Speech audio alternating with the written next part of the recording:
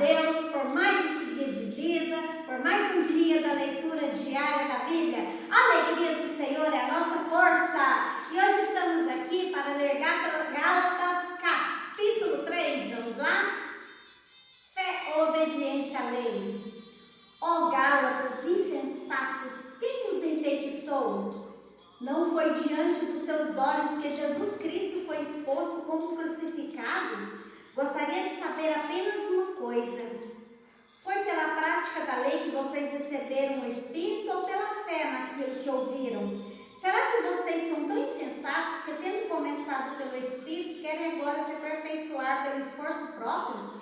Será que foi inútil sofrerem tantas coisas? Se é que foi inútil, aquele que lhes dá o Espírito e opera milagres entre vocês, realiza essas coisas pela prática da lei ou pela fé com a qual receberam a palavra? Considerem o exemplo de Abraão. Ele creu em Deus e isso lhe foi acreditado por justiça. E sejam certos, portanto, de que os que são da fé, estes é que são filhos de Abraão. Prevendo a Escritura que Deus justificaria os gentios pela fé, anunciou primeiro as boas novas a Abraão: por meio de você, todas as nações serão abençoadas. Assim, os que são da fé são abençoados, junto com Abraão, homem de fé.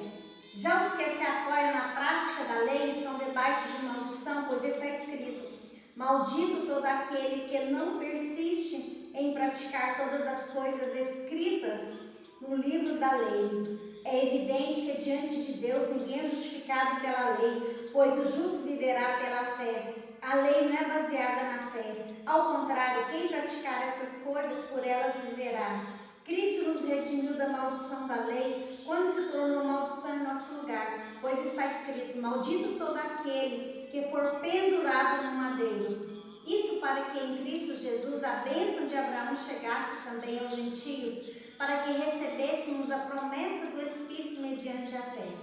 Irmãos, humanamente falando, ninguém pode anular o testamento depois de ratificado, nem acrescentar-lhe algo. Assim também as promessas foram feitas a Abraão e ao seu descendente. A Escritura não diz: e aos seus descendentes, como se falando de muitos, mas ao seu descendente, dando a entender que se trata de um só, isto é, Cristo. Quero dizer isto: a lei, que veio 430 anos depois, não anula a aliança previamente estabelecida por Deus, de modo que venha invalidar a promessa.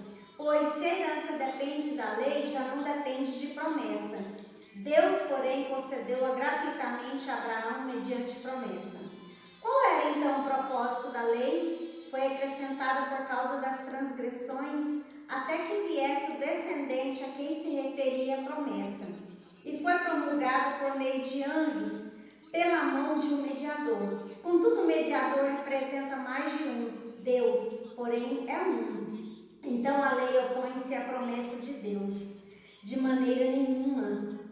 Pois se tivesse sido dada uma lei que pudesse conceder vida, certamente a justiça viria da lei. Mas a Escritura encerrou tudo debaixo do pecado, a fim de que a promessa que é pela fé em Jesus Cristo fosse dada aos que creem.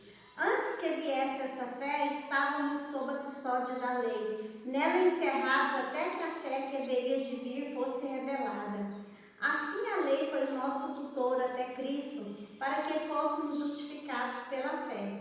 Agora, porém, tendo chegado à fé, já não estamos mais sob o controle do tutor.